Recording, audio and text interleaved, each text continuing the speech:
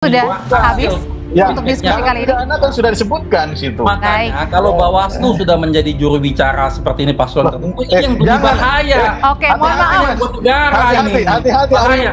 Anda yang harus hati-hati. Enggak, hati-hati. Anda bilang Anda harus hati-hati kalau paslon siapa? Anda mengatakan tentang Baik, Pak Bagja, Pak Ari, kami harus sudahi perbincangan sore hari ini.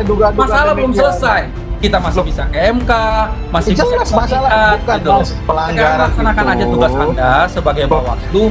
Iya. Melaksanakan. Terjadi perdebatan panas antara Ketua Bawaslu, Rahmat Bagja, dengan juru bicara pasangan calon presiden nomor urut 1, Anies Baswedan Muhaimin Iskandar. Awalnya, Rahmat Bagja menegaskan tidak ada istilah kecurangan dalam pemilu. Yang ada, menurut Bagja, hanyalah pelanggaran. Hal itu berdasarkan Undang-Undang nomor 7 tahun 2017 tentang pemilihan umum. Sampai dengan saat ini ya, pelanggaran terstruktur sistematif itu tidak ada ya Mbak. Jadi Itu temuan dari Bawaslu sendiri, Pak?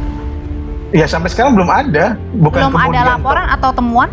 Laporan sampai sekarang belum ada. Temuan juga demikian. Kalau kami dari awal jauh sebelum terlaksananya pencoblosan sudah banyak terjadi kecurangan.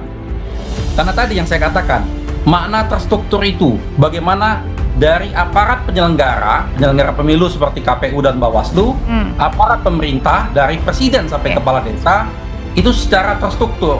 Kemudian, Rahmat Bagja mengungkapkan bahwa hingga saat ini belum ada pelanggaran yang dapat membatalkan hasil pemilu 2024. Saat ini, Rahmat Bagja menekankan pihaknya masih menunggu dari pemungutan suara ulang beserta temuan-temuan yang ada di lapangan. Namun, menurutnya, itu tidak mempengaruhi hasil. Ada namanya pelanggaran administrasi TSM di Badan Pengawas Pemilihan Umum. Ada beberapa kriteria yang kumulatif harus dipenuhi persyaratannya dan salah satunya adalah mempengaruhi hasil.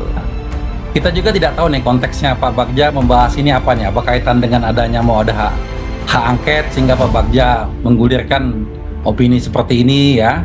Karena begini, dalam konteks itu sebetulnya tidak penting kita mendikotomikan istilah pelanggaran dan kecurangan secara kontekstual ya. Sebab secara substantif, setiap pelanggaran memang belum tentu dimaknai sebagai kecurangan kalau itu dilakukan tanpa unsur kesengajaan. Misalnya contoh lambat buka kotak, kecepatan melaksanakan segala macam itu ya. Tetapi kalau setiap kecurangan sudah pasti ada pelanggarannya. Nah, kita khawatir nih statementnya Pak Bagja yang menyatakan Undang-Undang Pemilu tidak mengenal istilah kecurangan, seolah ingin menarasikan bahwa tidak terjadi kecurangan dalam pemilu 2024. Ini bahaya nih. Mendengar keterangan Rahmat Bagja, juru bicara paslon nomor urut 1, Arief, mempertanyakan kecurangan yang terjadi sebelum pencoblosan berlangsung. Ia mengatakan terjadi kecurangan yang terstruktur dari presiden hingga kepala desa. Arief lalu membahas tentang niat Rahmat Bagja yang mencoba membedakan antara kecurangan dan pelanggaran pemilu. Menurutnya, setiap pelanggaran memang tidak dimaknai dengan kecurangan, namun setiap kecurangan pasti adalah pelanggaran pemilu. Apa yang disampaikan Pak Bagja ini kan mendapat tanggapan yang positif sekali dari paslon tertentu. Ya, even belum pagi-pagi sudah ada paslon 02 dengan setuju mengatakan bahwa itu tidak ada kecurangan. Tidak ada kecurangan. Jadi mereka mengartikan bahwa pemilu 2024 ini tidak ada kecurangan jadinya. Nah, jadi memang agak harus hati-hati karena makna yang disampaikan oleh Pak Bagja ini mengesankan bahwa seakan-akan ada misi yang ingin disampaikan oleh kepentingan paslon tertentu. Itu yang menjadi berbahaya.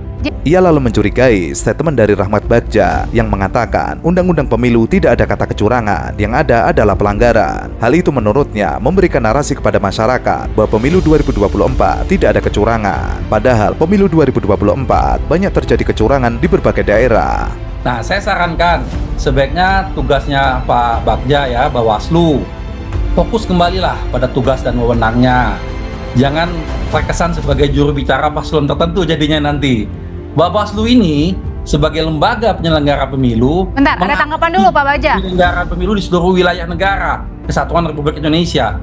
Dan dia bertanggung jawab tidak hanya kepada pemerintah, tapi kepada masyarakat seluruh Indonesia, kepada seluruh rakyat, kepada Tuhan Yang Maha Esa.